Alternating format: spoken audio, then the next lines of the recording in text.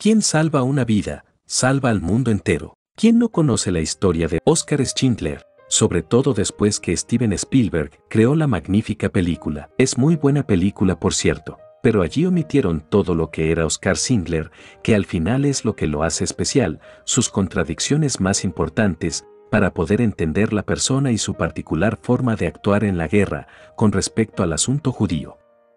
Bienvenidos a su canal Cita con la Historia, donde encontrarás historias interesantes, mitos, leyendas y mucho más. Te invito a suscribirte y dar un like al video. Oskar Schindler no era un santo, como se le ve en la película. Era narcisista, ególatra, mujeriego empedernido y tomador. Amante de las oportunidades y de los negocios, tenía madera, se le daba muy bien ese tipo de negocio al margen de la ley, que le llevaba una y otra vez al mercado negro, como proveedor y como comprador, de todas las mercancías que a él le gustaban, pero que por el racionamiento, estaban prohibidas en la época de guerra. Oskar Schindler nunca perdió su brillo y su toque gracias a ese mercado negro. De sus datos biográficos se sabe que nació el 28 de abril de 1908 en una familia alemana en la población de Zwickau, Moravia, en lo que se denominaban los Sudetes, que era la zona de frontera de Checoslovaquia, en alerta permanente si estallaba la guerra con Alemania. Cabe destacar que sus habitantes eran mayoritariamente alemanes.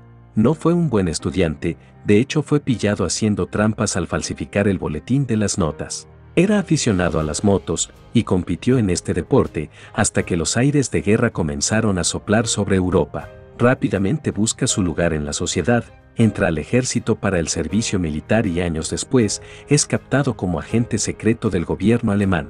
Es enviado en labores de espionaje hacia la ciudad polaca de Cracovia. Era el año de 1936 y los años posteriores le aguardaban muchos acontecimientos personales importantes que sin duda alguna le cambiarían para siempre.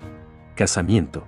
Se casó a la temprana edad de 20 años con Emily Peltl y vivieron 7 años en la casa de los padres de Oskar. En su matrimonio no tuvieron hijos. Aunque de su esposa Emily se dice poco, no es de dudar por las opiniones de muchos sobrevivientes y por sus propias declaraciones en las entrevistas que concedió años más tarde, incluso en su libro autobiográfico, que tuvo un papel más activo que el que le acuñan en el libro y en la película. Uno de los episodios que mejor retrata el carácter de esta admirable mujer sucedió en las puertas de la fábrica a finales de la guerra, estando en Brunlis. En enero de 1945, 120 prisioneros judíos varones de Golesov, un subcampo de Auschwitz, que habían estado trabajando en una cantera que pertenecía a una fábrica operada por las SS, la industria alemana de tierra y piedra, y al aproximarse el frente ruso, los hombres fueron evacuados de Golesov y transportados hacia el oeste, en vagones sellados de ganado, sin agua ni comida. Al final de un itinerario agotador, que duró 7 días en pleno invierno, el tren, con su carga humana en los 2 vagones sellados, se detuvo finalmente a las puertas de la fábrica de Schindler, en Brunlis. Emily Schindler llegó justo a tiempo para evitar que el comandante del campo enviase el tren de regreso a Auschwitz. Su esposo, que se había apurado a volver al campo con el propósito de procurar comida, consiguió a duras penas convencer al comandante de que necesitaba desesperadamente a la gente del tren para trabajar en la fábrica. Una escena terrible se reveló al abrir los vagones. Los Schindler se hicieron cargo de 107 supervivientes escuálidos y congelados. Les suministraron tratamiento médico y paulatinamente los devolvieron a la vida. Schindler también se opuso al comandante nazi, que pretendía incinerar los cadáveres de los muertos por congelamiento en los furgones, y se preocupó de que recibieran sepultura, de acuerdo al rito judío, en un terreno, al cementerio católico que compró para ese propósito. Cuando el dinero escaseó, y cuando ya era casi insostenible mantener la fábrica y la fachada que ella era, pues ni siquiera producía armamento, sino que era comprado en el mercado negro y presentado a los nazis como producción propia, Emily vendió sus joyas para la compra de comida, medicina y ropa. Estableció un pequeño sanatorio de forma clandestina dentro de la fábrica donde se dio atención a los enfermos. Todo el equipo médico había sido comprado en el mercado negro. Años después, el papel que le tocó desempeñar a la señora Schindler no fue nada fácil, y es quien ha dado más luz sobre el lado oscuro del héroe. El lado humano defectuoso de un ser que iba y venía dentro de una ambivalencia de ser un héroe y ser un mismísimo patán. Sin embargo, Y por amor a la justicia, también era capaz la señora Emily Schindler de reconocer la grandeza del corazón de su esposo. Ella siempre se esforzó en entender a Oscar en toda su dimensión. En su libro autobiográfico, llamado Una memoria donde la luz y las sombras se encuentran, dice que Oscar siempre estuvo dispuesto a ayudar a quien lo necesitara, añadiendo que era cariñoso, caritativo, amable, generoso, pero a la vez era inmaduro y débil ante la tentación, ya sea de mujeres, juego o alcohol. Uno de los sobrevivientes relata que la señora Emily Schindler consiguió un camión entero de pan en el mercado negro y que frente a los temibles SS fue capaz en un movimiento sagaz de darle una rodaja de pan con el propósito de aliviar su hambre. Este gesto de simpatía y humanidad quedó grabado en la memoria del sobreviviente judío, que lo relató años más tarde. Aquí se queda establecido: Oscar Schindler no fue un héroe aislado, estuvo asistido y respaldado por su mujer, dando más credibilidad a la expresión popular: detrás del hombre está la mujer. Al finalizar la guerra y establecerse los Schindler en Argentina, la vida no cambió para la señora Schindler. Al contrario, se hizo aún más dura. Oscar viajó hasta allí, incluso con su amante y un grupo de judíos denominados los judíos de Schindler. Pero Oscar no cambió. Al ir Oscar Schindler a Alemania, en la búsqueda de una reparación de la deuda, es decir, por la cantidad de dinero que había gastado tratando de proteger a los judíos, no regresó más a Argentina. Emily Schindler se quedó en Argentina con el enorme peso de salir adelante, además de afrontar las deudas dejadas por Oscar. Siente cierto recelo por esto y declara en las entrevistas dadas lo imperfecto que era su marido, despreocupado, mujeriego y bebedor. Pero nadie quiso escuchar jamás esos defectos de Oscar Schindler. Y sobre todo después del estreno de la película, cuando su figura de héroe se dio a conocer a nivel mundial.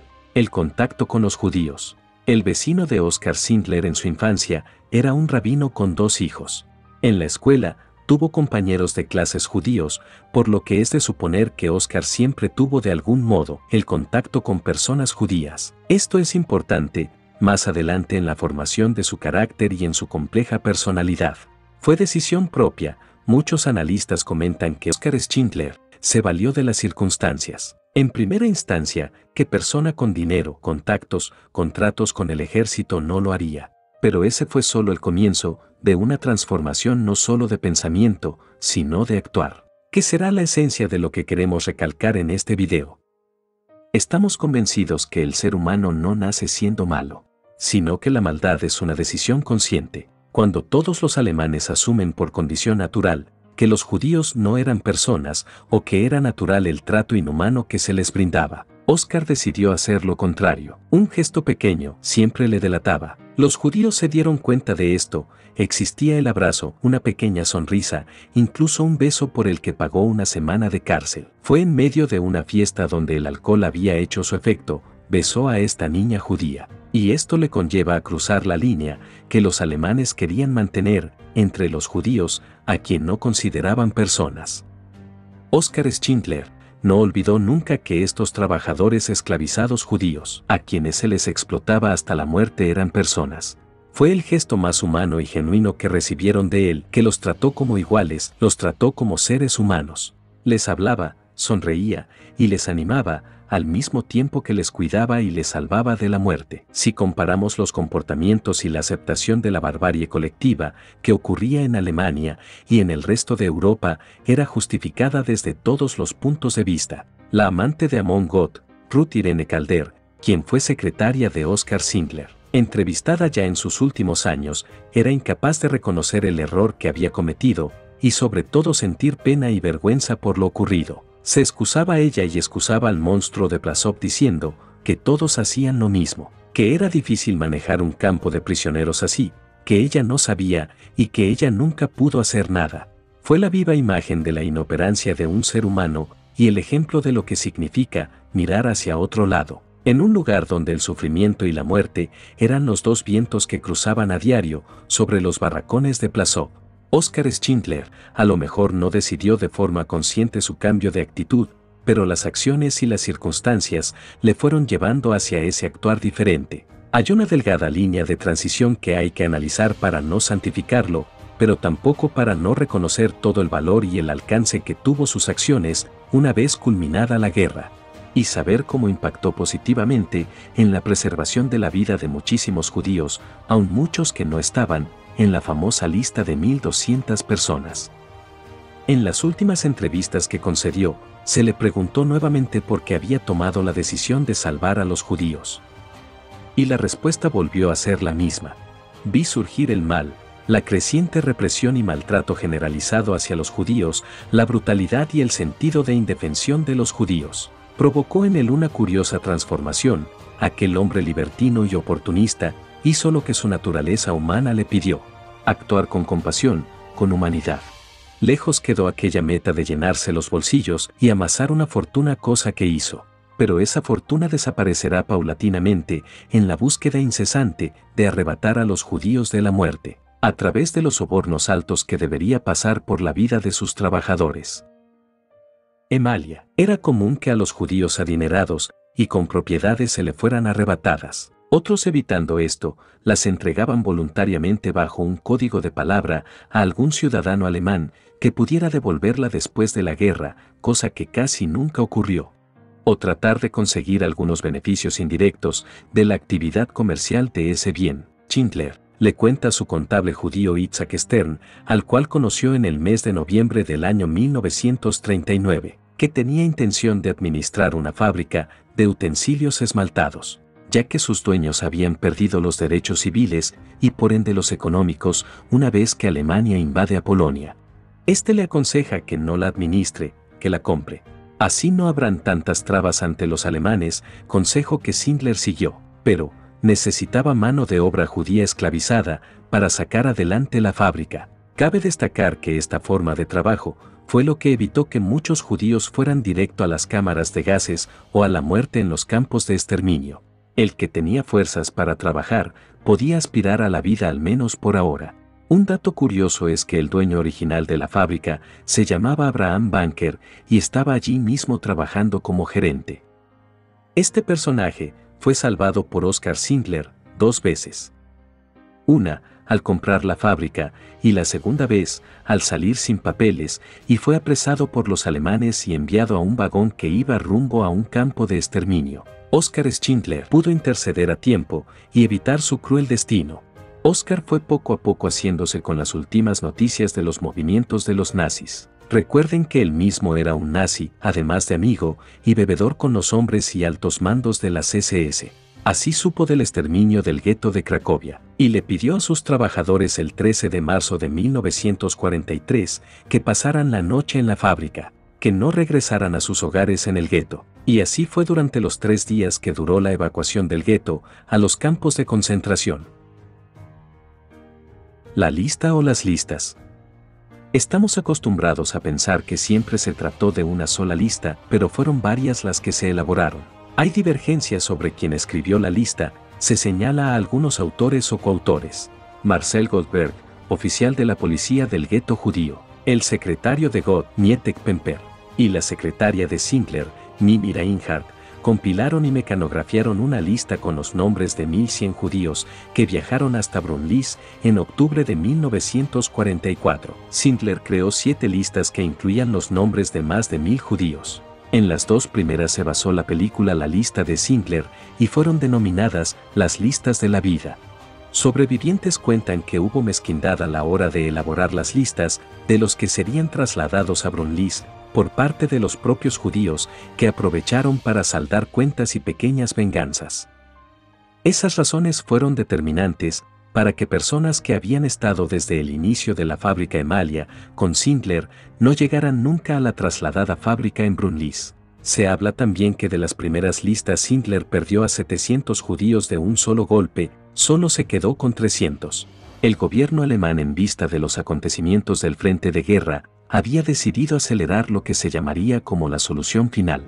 700 de los judíos de la fábrica de Cracovia fueron enviados al campo de concentración de Plaszow, y de allí serían trasladados unos días después al campo de exterminio de Mauthausen, enviados en vagones atestados de personas. El propio Oskar fue testigo de eso. No podía revertir la decisión y solo podía aliviar el sufrimiento. Consiguió permiso para alimentarlos, refrescó los vagones con una manguera, sobornó a un guardia para que los ventilara. Los otros 300 que quedaron asignados al trabajo se aferraban a la figura de Oskar Schindler como su única esperanza de sobrevivencia.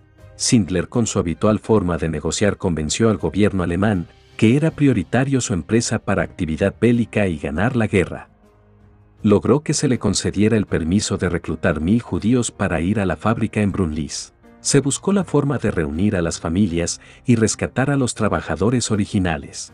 Salen de Plaszow solo para ser desviado nuevamente a otro campo de concentración, Gross-Rosen. Días después, el vagón con las 300 mujeres que deberían ir a Brunlis fue desviado y entregado en Auschwitz. Fueron momentos de tensión y mucha confusión, ya que Oskar Schindler estaba preso. El comandante Amon Goth lo había implicado cuando fue arrestado. Al estar libre de nuevo, Schindler tuvo que intervenir y convenció a una amiga suya que fuera a Auschwitz y sedujera, al mismo tiempo que negociaba, al encargado del campo y así lograr liberarlas, siendo el único vagón de prisioneros judíos que salió con judíos vivos desde ese campo de concentración durante toda la guerra. Un dato curioso es que cada vez que Oskar Schindler caía preso, los alemanes aprovechaban para quitarle a sus preciados judíos y llevarlos a los campos de concentración. La película se refiere a las 2 primeras listas creadas en 1944, también conocidas como las listas de la vida. Las 5 listas posteriores fueron actualizaciones de las 2 primeras versiones, que incluían los nombres de más de 1000 judíos que Schindler salvó al reclutarlos para trabajar en su fábrica. Últimos días. Oskar Schindler no fue un hombre próspero al final de la guerra. A pesar de intentar varios negocios, fracasó en ellos y se fue a vivir a Argentina, una tierra de moda en esa época para los alemanes y judíos. Al parecer de forma irónica, su esposa relata que para ese entonces Oskar Schindler había perdido la voluntad de crear algo nuevo. Vio la vida de forma distinta y decía: estamos aquí, disfrutemos el aquí y el ahora. Sin pensar mucho en el mañana, se traslada a Alemania dejando a su esposa en Argentina, y no se volvieron a ver, a pesar de que nunca aún bajo las más fieras condiciones no se habían separado. Oskar nunca fue un santo, y su esposa lo sabía bien, conocía sus aventuras, sus contradicciones, a tal hecho que al viajar a Argentina, Oskar Schindler lo hace con su esposa y con su amante. Visitó Israel por primera vez en 1961 e iría sucesivamente 17 veces más. Era recibido con júbilo por 220 judíos, y así fue creciendo el número y la popularidad en cada visita. Afirmaba Schindler que era Israel su hogar verdadero. A la muerte de este, ocurrido por una cirrosis hepática en 1974, los sobrevivientes trajeron los restos de su Salvador a Israel para ser sepultados en el cementerio católico de Jerusalén. La inscripción en su tumba reza: el inolvidable Salvador de 1200 judíos perseguidos. En 1962 fue plantado un árbol en honor de Schindler en la Avenida de los Justos de las Naciones en Yad Vashem. Oskar Schindler, Emily Schindler fueron reconocidos como Justos de las Naciones en 1993, siendo su historia una historia de honor, de enseñanza, que no hay que ser un héroe, lo que hay que ser es humano. Hemos llegado al final del video. Espero que te haya gustado, te invito a suscribirte y darle un like. Compartir con tus amigos y familiares. Te esperamos en una próxima ocasión, aquí en tu canal Cita con la Historia.